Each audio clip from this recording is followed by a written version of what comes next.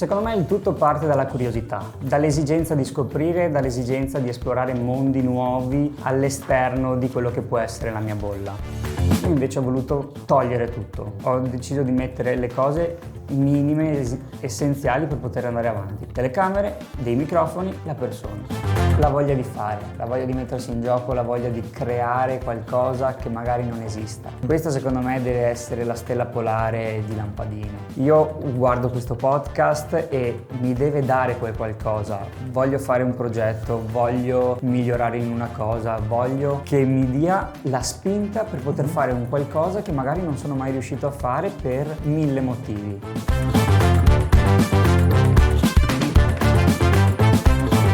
Bentornati a Campus Cast, puntatona anche oggi. Benvenuto Filippo. Grazie mille a voi per avermi invitato. La nostra punchline iniziale è l'essere appunto, grazie alla nostra sede di British School Bassano, un podcast dai forti accenti veneti e dalla grande propensione internazionale. Mi viene da dire che in questa specifica occasione siamo un podcast dai fortissimi accenti veneti, perché andiamo ad esplorare il nostro vicinato, soprattutto per quanto riguarda i colleghi. Per la prima volta per quanto riguarda noi, ma abbiamo come ospite un podcaster della zona. Esattamente. Filippo Gazzola è ideatore di Lampadine Podcast. Lo potete trovare a tutti i link che trovate appunto nella sinossi e colgo l'occasione per ricordarvi fin d'ora di cliccare sulla campanella e di seguirci, diventare nostri followers, likers, listeners su tutte le piattaforme che la nostra Paola andrà a curare con molta puntualità. Filippo, presentati intanto. Allora, io sono Filippo, sono un ragazzo che ha 27 anni e da circa un annetto ho creato questo podcast che si chiama Lampadine, appunto, dove l'obiettivo è semplicemente quello di ispirare le persone a fare qualcosa. Nasce dall'idea di movimentare un po' le masse, movimentare la folla, creare delle emozioni perché una persona si porti a creare qualcosa di nuovo.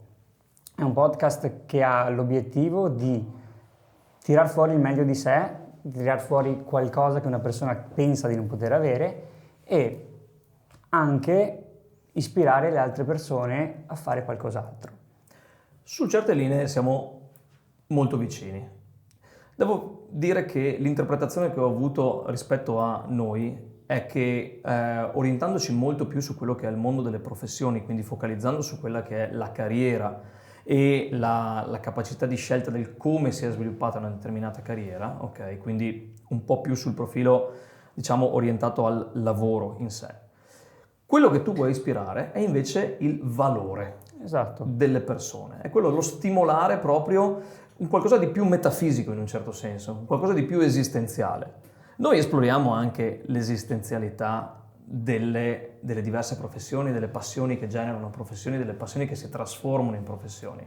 Ma adesso una cosa che mi viene da dire e viene da chiedere ovviamente da collega in questo meta podcast che stiamo generando, ecco, è una situazione un po' pirandelliana, il podcast nel podcast, mi piace, mi entusiasma veramente, mi sta stimolando, è da dove è nata l'idea, ok? Da dove è nata la vocazione a questo, soprattutto perché nella vita fai tutt'altro, ok? Vero. Oltre Bravissimo. a correre anche. C'è anche quello, è parte di me. Ma come ti è nata appunto questa voglia di stimolare valore e come lo stai mettendo in pratica? Allora, secondo me il tutto parte dalla curiosità, dall'esigenza di scoprire, dall'esigenza di esplorare mondi nuovi all'esterno di quello che può essere la mia bolla. Mi viene quasi da dire illuminare questi mondi. Esattamente, esatto. Che è più o meno anche l'idea che ho avuto con il nome del podcast. Creare un faro, una luce che ti porta a fare qualcosa. Quindi diciamo che tutto è nato dalla curiosità, quindi mi sono un po' chiesto cosa fanno le altre persone, com'è vivere la quotidianità in altre persone che fanno cose totalmente diverse dalle tue, e quindi da qui è nata l'idea di creare il podcast. Il tutto è partito più o meno un annetto fa, dove è nata l'idea, è nato il format che volevo dare, è nato un po' tutto quanto quello che vedete nei miei canali. E a chi mi sono ispirato? Ai grandi, nel senso ai grandi podcaster tipo voi magari, no? Anche se siamo più o meno della stessa nascita, e quindi ho i riferimenti dei grandi, ho cercato di prendere le cose che mi piacevano un po' da tutti i vari podcast e ho cercato di metterle in pratica nel mio piccolo, non avendo, diciamo, grandi possibilità, tra virgolette, e allora con quel poco che sono riuscito a ritagliarmi e a crearmi ho iniziato a partire e vediamo più o meno dove riusciamo ad arrivare. Quindi c'è una forte volontà. Soprattutto quello sì, nel senso c'è un'esigenza forse di creare questa cosa. Che tu hai tradotto in questo prodotto. Esattamente, esatto. Chiamiamolo prodotto perché appunto si tratta di un prodotto mediatico, ma è un qualcosa che va oltre il concetto di prodotto in questo senso, ok? Molti restano bloccati infatti tra idee e dubbi, nel senso che un progetto rimane un'idea, ecco, in questo caso. Nel tuo caso si è concretizzata. E cosa ti ha spinto ad agire concretamente? Nel senso, che domanda hai prima valutato rispetto a questa tua offerta? Allora, la prima domanda che mi sono fatto è: sono in grado di fare questa cosa? Nel senso che per portare avanti un progetto serve tempo, serve competenza, serve tutta una serie di requisiti che o hai o devi avere tanta volontà per impararli e ad averli. Io mi sono chiesto questo più e più volte e negli anni la risposta è sempre stata negativa, ma fino a poco tempo fa ho detto sì, penso di aver appreso determinate competenze che mi permettano di fare questo. E allora da lì sono partito e tutti, come dici tu, i dubbi, le perplessità, tutta una serie di timori che potevano essere magari vivi prima sono venuti meno e allora ho preso consapevolezza di riuscire a poter partire con questo progetto. Ovviamente ho fatto delle valutazioni prima di partire, ho deciso di partire in un determinato modo che fosse sostenibile nel tempo, non tra virgolette fare il passo più lungo della gamba, come si usa dire da altri. Quindi ho voluto fare una cosa che sapevo che potevo sostenere nel lungo periodo. Momentaneamente è una cosa che riesco a sostenere, che mi sta dando anche dei risultati e quindi per il momento posso dire che sono contento di quello che sto riuscendo a creare. Fun fact: sapevi che il 70% di chi apprezza il nostro contenuto non è ancora nostro follower sui canali YouTube e Spotify? Se ti piace ciò che facciamo e vuoi continuare ad aiutarci ad offrirti il miglior contenuto, iscriviti e seguici. È un modo efficace e gratuito per sostenerci. Grazie per il tuo supporto. Lo è perché sono follower. Quindi a me hai stimolato appunto interesse e hai dato appunto la possibilità di incontrare e conoscere, seppur soltanto mediaticamente, nuove figure, nuove esperienze e nuovi valori, o meglio, chi stimola nuovi valori in questo caso.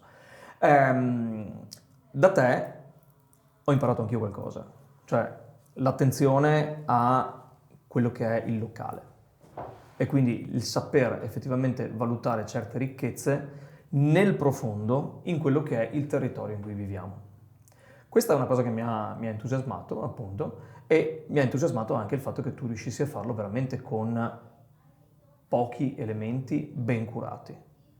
Una cosa che mi ha preso veramente bene, perché effettivamente il format che hai, la modalità di dialogo che hai con i tuoi ospiti, dà veramente un'idea di tranquillità, domestico, locale. Una taverna. È esattamente quello che ho voluto fare, nel senso che tanti podcast al giorno d'oggi secondo me sono troppo strutturati, hanno delle linee guida magari un po' troppo marcate. Io invece ho voluto togliere tutto. Ho deciso di mettere le cose minime, essenziali per poter andare avanti. Quindi delle camere, dei microfoni, la persona. Semplice, fine. Non c'è copione, non c'è niente di strutturato, è una semplice chiacchierata tra persone. Possono essere amici, conoscenti, persone che non si sono mai incontrate.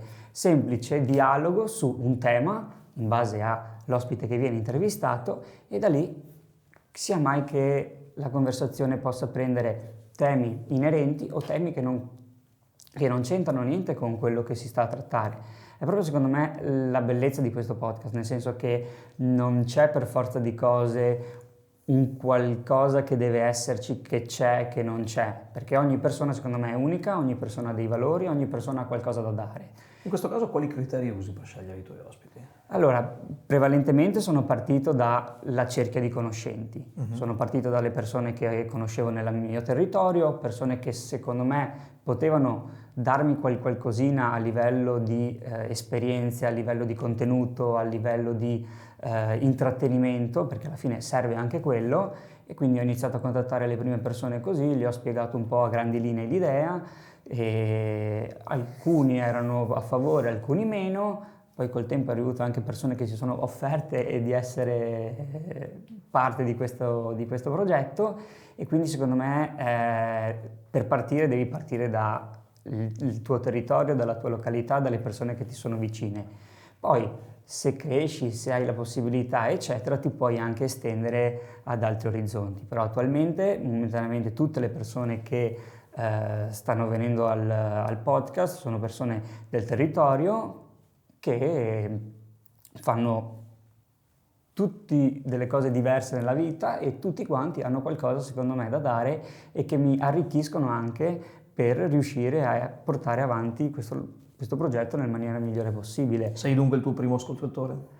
Io sì, e sono anche la prima persona che crede in questo progetto, sono veramente fan di quello che sto facendo, lo faccio veramente con l'obiettivo di veramente portare e fare un salto di qualità importante, perché è una cosa in cui credo fermamente. Né tu né noi siamo arrivati, nel senso che siamo dei progetti di podcast, di comunicazione, di interazione, di dialogo, di chiacchierata in divenire. Quindi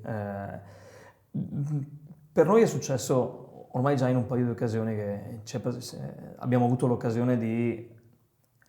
Per noi è successo già in un paio di occasioni di incontrare, intervistare, conoscere, apprezzare un ospite, più di un ospite, che ci ha detto, che ci ha fatto dire stiamo andando sulla strada giusta, ok? Ti è capitato?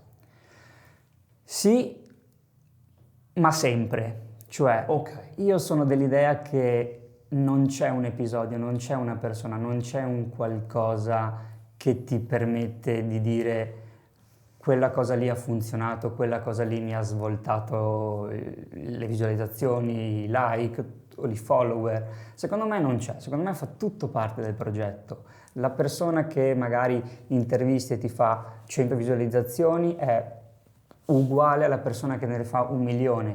Non c'è secondo me una persona meno importante rispetto a un'altra, non c'è un episodio che funziona meno rispetto ad un altro. Poi ovvio siamo tutti d'accordo che c'è l'episodio che ti fa poche visualizzazioni e l'episodio che ti fa esplodere. Hai avuto qualche momento di crisi in cui hai detto ma sinceramente no, perché non è una ruvido. cosa sinceramente no, ma perché non è una cosa che mi ha, diciamo, preoccupato, nel senso non sono uno che ha deciso lo faccio per ottenere determinati risultati. Io ho proprio deciso, parto perché è una cosa che voglio io, è una cosa che piace a me. Poi se ottengo un risultato bene, se non lo ottengo non importa. Sono paradossalmente riuscito ad ottenere 1 milione di visualizzazioni su TikTok su un contenuto, non ci avrei mai sperato, 200.000 su Instagram, dopo 4 mesi che avevo aperto le pagine dove non esistevo, nessuno sapeva niente, quindi per me sono dei grandi traguardi. E ricordiamo tutto organicamente. Tutto da solo, io sono una persona che gestisce le idee, gestisce il montaggio, gestisce la regia, crea i contenuti, decide quando far uscire le cose, pubblica tutto quanto, cioè sono io, il medesimo e me stesso, non c'è nessun altro che mi aiuta, non c'è E chi dei tre fa il tecnico luci? Tutti insieme, Okay. Io e le mie 1000 personalità. Per fortuna le luci una volta che le accendi stanno lì e non devono fare niente di che, però è dispendioso a livello, diciamo, sia tempistico che non so come posso dire, di concetto, no? Quindi serve veramente una grande volontà. Sei caparbio o ti è capitato quel momento di crisi, di dubbio in cui hai detto ma forse Ma lasciamo allora, perdere? in continuazione secondo me c'è Ok. questo dubbio, nel senso che tante volte magari dici, oddio, chi me l'ha fatto fare, devo fare questa cosa, il giorno lì ho la scadenza di questo, è un dubbio continuo secondo me, non arrivi mai a dire, ah, sono proprio tranquillo, faccio le cose proprio serenamente, ci sarà sempre quel nocciolo che ti farà dire perché mi sono messo in questa strada. Soprattutto perché fino ad ora lo stai facendo in maniera amatoriale. Totalmente amatoriale, E totalmente. quando pensi che il momento sarà giusto per darne una svolta professionale? Secondo me non c'è da una tempistica, nel senso secondo me lo senti magari tu quando è il momento, nel senso magari a un certo punto questa cosa qua mi starà stretta e sentirò che avrò la necessità di fare quel salto di qualità che mi stai dicendo tu, ma non per forza di cose deve esserci, può essere che magari questo salto non sia mai da fare, dipende secondo me molto da come vanno le cose. Non ti sto dicendo che tra 3 anni devo fare il salto di qualità, lo farò tra 2 settimane, dipende, non ho delle tempistiche, non è neanche detto che magari questa cosa lo devo fare. Può anche essere che domani non succederà, però mi stanchi di questa cosa e decido di non continuare questo progetto, cosa che non succederà. Però secondo me non ci sono delle tempistiche, non c'è un determinato periodo dove dico o arrivo qui o devo cambiare, insomma, ecco, quindi non mi do delle tempistiche, vediamo quello che arriva. In termini di tecnica, in questo caso, sappiamo cosa sia necessario. Ok. Immagino. Siamo circondati appunto da questi device che ci servono come supporto tecnico. Alla fine un vero e proprio podcast non dovrebbe neanche comprendere l'elemento video, dovrebbe essere una chiacchierata audio. Chiaro. Ok. Si sta evolvendo molto rapidamente come concetto e anche come fruizione, come attenzione del pubblico. Siamo in ritardo rispetto ovviamente a quello che è il centro Nord Certo. Europa, il resto del mondo. Siamo, a mio avviso, ancora in un contesto di pochi ma buoni. Mi tiro dentro perché come io sono da questa parte del microfono e tu dall'altra parte della tavola in questa occasione, potrebbe capitare di Certo. trovarci in situazioni opposte. A me è già successo, nel senso che una delle mie intervistate poi mi ha reintervistato. La cosa che mi viene da chiederti è proprio a livello pratico, qual è la miglior spesa che hai fatto in termini di apparecchiature, in termini di anche investimenti per la promozione o di ricerca, spesa, vera e propria spesa in questo caso per non soltanto energia ma anche monetaria, appunto. Non voglio sentire numeri ma soltanto appunto Certo. l'outcome Certo. in termini di proprio vero e proprio investimento. E cosa consiglieresti in questo caso in termini proprio di pratica, tecnica, a chi volesse intraprendere questa meravigliosa esperienza di presentazione e gestione di un podcast come minimo sindacale per poter dire posso cominciare proponendo della qualità? Allora, banalmente, secondo me la cosa principale, più importante da avere in un podcast è dei buoni microfoni, perché il podcast viaggia tramite voce, quindi io per forza di cose ho bisogno di avere un audio di qualità, perché se io non ho un audio di qualità la persona non mi ascolta il mio podcast. Il video magari non serve per forza di cose 4K o l'8K, chissà che cosa, ma l'audio secondo me è la cosa principale. Poi se voglio ovviamente risparmiare al massimo possibile posso utilizzare l'audio del telefono, che comunque al giorno d'oggi i telefoni hanno delle qualità molto elevate e non per forza di cose devo andare a spendere 100, 200, 300 o anche di più euro per della dotazione professionale, quindi secondo me l'audio è la cosa principale. Poi se voglio ovviamente dei video, magari ovviamente devo investire più soldi, però non serve per forza di cose prendere la macchina da 1000, 2000, 3000 euro, magari anche una macchina un po' più low cost mi permette di, soprattutto in un podcast amatoriale come magari il mio, andare benissimo. Un'altra cosa che mi sono accorto che fa veramente la differenza è avere una buona luce. la luce ti svolta veramente tanto l'immagine che puoi far arrivare al pubblico. Quindi secondo me, in ordine di importanza, microfono, video e luci. Queste E sono questa le è tre. la parte tecnologica, la parte hardware, ok. In termini di promozione social, perché viaggiamo su quei canali e quindi tu hai già detto, sei riuscito ad avere un TikTok con 1 milione di visualizzazioni e un Instagram con Più di 200.000 di più di 200.000 visualizzazioni. visualizzazioni, ok. E Sono questi quelli che ti danno più soddisfazione o quali consiglieresti come principali su cui puntare? Perché anche quello è un lavoro non indifferente, Allora, stare attenti a cosa promuovere come content. Allora, io sono tutti i vari social principali e diciamo che secondo me per crescere, per darti visualizzazioni, TikTok e Instagram sono quelli che ti possono permettere di avere più nel concreto velocemente risultati. Ma perché? Perché puoi permetterti di pubblicare più velocemente, sei più veloce. Mentre Spotify, YouTube, che sono magari i social dove vai a contenuto unico grosso, a botta, ti dà sicuramente meno possibilità di essere di aprirti diciamo più strade. Mentre i social più veloci, TikTok, Instagram, ti permettono di essere sicuramente più presente, no? E diciamo che comunque tu hai citato questi numeri, non sono quelli che mi dicono sto facendo bene, perché se anche avessi 100 visualizzazioni, 200 visualizzazioni, mi andrebbe bene lo stesso.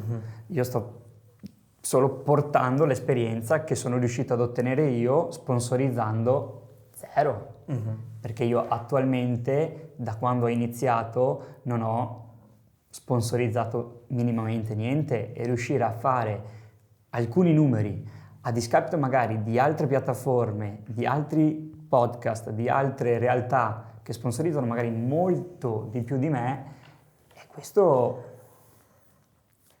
mi inorgoglisce molto, no? Che poi magari non dipenda da me, cioè va molto a fortuna secondo me, nel senso che io non mi reputo... Ed è un elemento che sta emergendo in tutte le mie ultime interviste. devo dire la secondo me al giorno d'oggi partiamo dal presupposto che tutti devono portare del contenuto, però non è il contenuto che ti fa la differenza, è un po' secondo me tante cose messe insieme. È un'alchimia completa di quello che Esatto. è il contenuto e la persona, o Tutto. meglio ancora il personaggio che ti si presenta. Tutto. Per me è anche la luce è un elemento fondamentale, la qualità del suono della trasmissione è un elemento fondamentale, il fatto di riuscire a creare, ed eccola un'altra delle parole chiave del nostro mondo, empatia con la persona con cui si instaura questa chiacchierata, è ciò che fa percepire a volte anche in modo molto intenso dall'altra parte dello schermo o dall'altra parte di chi ci ascolta quello che vale. Ok. È vero, perché ti sarà capitato anche a te che a volte fai delle interviste con delle persone che dici oddio, non finisce più. Mamma, quando arriva la fine di questa cosa. Invece ci sono interviste che anch'io ho fatto dove ti ritrovi a parlare di 2 ore e dici ascolta, finiamola perché io devo anche montare questa cosa, non è che posso stare 10 giorni, quindi secondo me quello fa tanto. Però è anche difficile a una persona da fuori riuscire a capire questo. Ti faccio un esempio stupido. Il video che mi ha fatto tante visualizzazioni, io non lo reputo migliore di quello che me ne ha fatte 100. E magari non è neanche da fuori l'episodio dove magari mi sono divertito di più io. Magari invece il video dove mi sono super divertito non ha fatto grandi visualizzazioni. Quindi ti dico, è veramente, veramente difficile dare una visione oculata di questa cosa qui. Quindi non ti so veramente dire come si fa per riuscire ad ottenere determinati risultati. Passo la domanda dal come al cosa, ok? Perché cosa vuoi che si accenda in chi ascolta e guarda il tuo podcast? Che lampadina vuoi che faccia ting nel momento o alla fine del podcast stesso? Cioè... La voglia di fare, la voglia di mettersi in gioco, la voglia di creare qualcosa che magari non esista. Questa secondo me deve essere la stella polare di Lampadine. nel senso che io guardo questo podcast e mi deve dare quel qualcosa, voglio fare un progetto, voglio migliorare in una cosa, voglio che mi dia la spinta per poter fare un qualcosa che magari non sono mai riuscito a fare per 1000 motivi. Quindi la cosa veramente principale che dovrebbe fare Lampadina è ispirare le persone nel fare qualcosa, nel loro grande, nel loro piccolo, non per forza di cose tutti devono fare che imprese madornali, però tirarsi fuori da questo mondo che al giorno d'oggi è forse un po' troppo piatto, tutte le persone magari tendono un po' troppo ad adagiarsi sugli allori e non essere proattivi, non creare, non mettersi in gioco. Questo secondo me è quello che dovrebbe fare Lampadine, aiutare le persone a mettersi in gioco, a creare, fare, divertirsi, sbagliare, perché se non si sbaglia, se non si prova, se non si apre mai le ali, non si può mai sapere che cosa c'è fuori. Quindi, Hai usato una sintesi molto piacevole, il generare voglia. Sì. Questa è veramente la cosa. La stessa voglia che hai avuto tu di farlo, Esatto. La stessa consistenza e persistenza. Esatto. Ed è questa una domanda che ti faccio. Oltre a questi che sono valori, la voglia, il valore, la consistenza, la persistenza sono valori, ecco. Nel caso in cui tu dovessi consigliare o ispirare appunto un giovane, anche più giovane di te, ok, a intraprendere questo genere di viaggio, di progetto digitale, ok, quali sarebbero 2 ingredienti indispensabili che tramite la tua esperienza o tramite anche quello che magari è stata la tua ricerca di attivazione di questo progetto? Perché per quanto ti hai detto appunto io mi sono mosso vedendo cosa facevano gli altri, capendo quali erano gli elementi che dovevano essere validi per Lampadine per poter essere di valore in questo caso. Dimmi, Due cose. ingredienti. Ingredienti secondo me principali è la passione per quello che fai, perché senza la passione non hai neanche una spinta che ti invoglia a fare determinate cose, quindi sicuramente la passione deve essere una cosa fondamentale. E un'altra cosa che secondo me va di pari passo è la costanza, perché senza costanza tu, tra virgolette, non riesci a sviluppare un progetto. Cioè puoi anche partire, tra virgolette, al massimo con 1000 contenuti, 1000 novità, 1000 cose, ma devi fare qualcosa che secondo me deve essere sostenibile nel tempo. Perché se non riesci a fare questa cosa qui, tu ti bruci e, tra virgolette, non riuscirai mai a portare nessun valore a quello che riesci a fare. Quindi secondo me la passione deve essere il punto cardine. In parallelo deve esserci costanza, perché senza costanza non si riesce assolutamente a portare a compimento un progetto che deve durare, io spero, per tantissimo tempo. Di contro ti faccio un'altra domanda, invece illusioni che invece è meglio lasciar perdere quando si comincia a fare questo tipo di esperienza? Sperare di ottenere grandi risultati e grandi soddisfazioni subito. È il subito la chiave, secondo me. Io la condivido appieno. Perché ci sono persone che fanno questa cosa qua da anni, da tantissimi anni, e continuano ad avere magari pochissime visualizzazioni. E tu vedi persone che invece magari fanno questo da ieri, tra virgolette, e hanno milioni di visualizzazioni. Tu devi partire dal presupposto che sei in una giungla, sei il granello di sabbia sparso in tutto il mare, quindi se vuoi partire e ti basi sull'ottenere dei risultati, non lo fare. Parti se hai voglia di farlo, se hai voglia di fare un progetto, se hai voglia di divertirti, se hai voglia di provare nuove strade. Ma se hai voglia di aver voglia. Se hai voglia di aver voglia. Ritorniamo al meta podcast. Torniamo sempre lì. Però se invece lo fai per darti delle arie, pensare che domani otterrai le visualizzazioni che ottengono i più grandi podcast, non lo fare. Perché 1 ti bruci il fegato, 2 ti demoralizzi e 3 prendi veramente una bella batosta. Quindi valutate attentamente in base anche alla vostra indole, perché io non mi abbatto facilmente, però ci sono persone che magari investono tanto, investono magari tempo, denaro, tutta una serie di cose per poi non ottenere magari tutto e subito, e quindi prendono delle belle batoste. Toglimi un'altra curiosità, perché questa appunto, tu hai già quella quasi ventina di anni in meno di me, quindi davanti a te c'è una discreta potenzialità di carriera di fronte a questi microfoni e di fronte a queste camere. Non voglio un orizzonte temporale troppo ampio, ma tra 5 anni, una volta che Lampadine abbia fatto scatenare ulteriori scintille, dove lo vedi? Questa è una bella domanda. Non ti dico dove lo vedo, ma ti dico come lo vedo. Nel senso, io vedo Lampadine con gli stessi valori che ha attualmente. Nel senso, la cosa secondo me importante è non snaturare il format che sto portando avanti.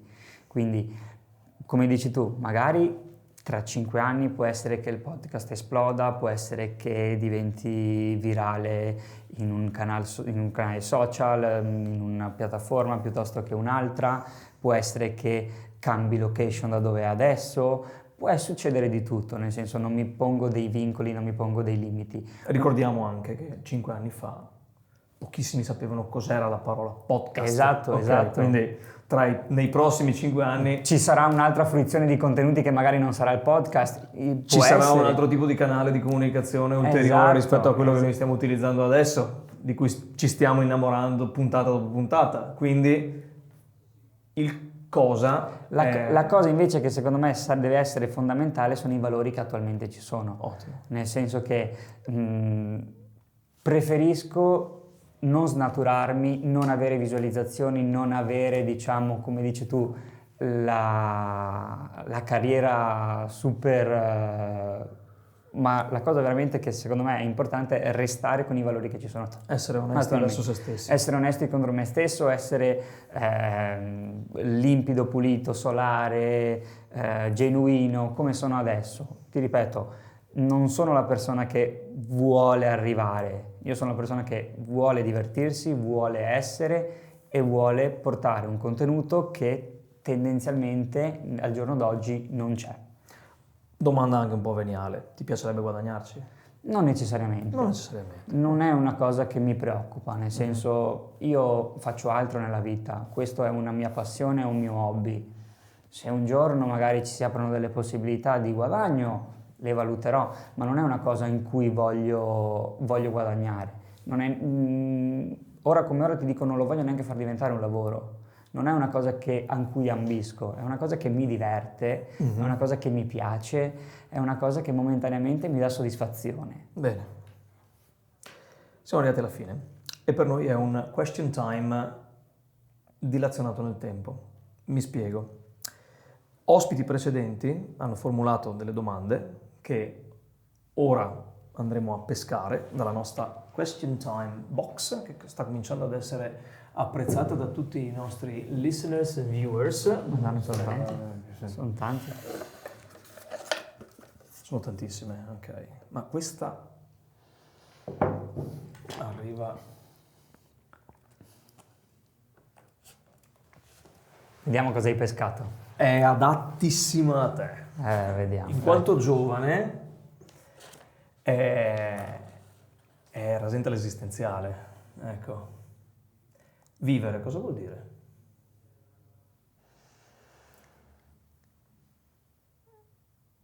Possiamo anche andare in... Cazzo. Possiamo chiudere qui. Ringraziamo tutti i nostri... Allora, vivere significa secondo me... Cazzo, non è per niente semplice come domanda. Non hai vissuto abbastanza per poter dire cosa esatto, vuol dire vivere. sì, esatto, sono troppo giovane come dici tu. Secondo me vivere significa provare, fare, scoprire, lanciarsi appunto in nuove realtà, in nuove... E sono 4 parole, Invece che la domanda che volevo fare io non te la dico, però è abbastanza... Questo vivida. è il foglio dove lasciare la domanda al prossimo intervistato, Okay. al prossimo ospite. Ok. No, allora, vivere secondo me vuol dire comunque provare a fare, che sia in qualsiasi ambito della tua vita, è provare a fare, provare a sbagliare, creare, mettersi in gioco. Quindi secondo me vivere significa non precludersi nessuna, diciamo, possibilità, non adagiarsi negli allori, significa essere continuamente in sviluppo. Noi stiamo parlando, siamo delle persone diverse da quando abbiamo iniziato, cioè vivere significa veramente abbracciare a 360 gradi qualsiasi cosa ci possa capitare. Quindi questo secondo me è che cosa significa vivere, ecco. Non precludersi nessuna possibilità, cercare di abbracciare ogni possibilità, cercare di fare più esperienze possibili e avere tanta curiosità all'esterno, in generale, per ogni cosa. Curiosità, comunque salvo questa anche in particolare come elemento del vivere. La curiosità secondo me deve essere alla base della vita di una persona. Se sei curioso, fai, scopri, ti intestardisci. Se sei una persona che non è curiosa, non vai da nessuna parte. Ti fa venire voglia. Esatto. Ti lascio compilare la domanda per i nostri prossimi ospiti e nel frattempo io ringrazio tutti voi per essere stati anche questa volta in nostra compagnia, chi ci ha ascoltato, chi ci ha guardato, chi ci segue su YouTube, su Spotify e sulle altre piattaforme social. Ricordo ai nostri nuovi amici di cliccare sulla campanella che troverete o sulla destra o sulla sinistra del vostro schermo per riuscire a ottenere e ricevere le notifiche che appunto vi diranno quando i nuovi contenuti, siano essi shorts o puntate intere o anche particolari specials, come già avete avuto modo di godere, verranno pubblicati. Io ringrazio anche chi ci dà il supporto tecnico, cioè Alchimie Venete, nelle persone di Riccardo, Paola e Luca, nel stare appunto attenti a come diciamo le cose, al come ci muoviamo dall'altra parte della telecamera. Io ringrazio tanto Filippo per essere stato con noi oggi. Per fortuna non devi fare tanta strada per tornare a casa. Esatto. E ti stringo una mano. Volentieri. Nella speranza di essere una volta anch'io seduto nella tua taverna. Volentieri. Dai, grazie mille. Bene, molto molto bene.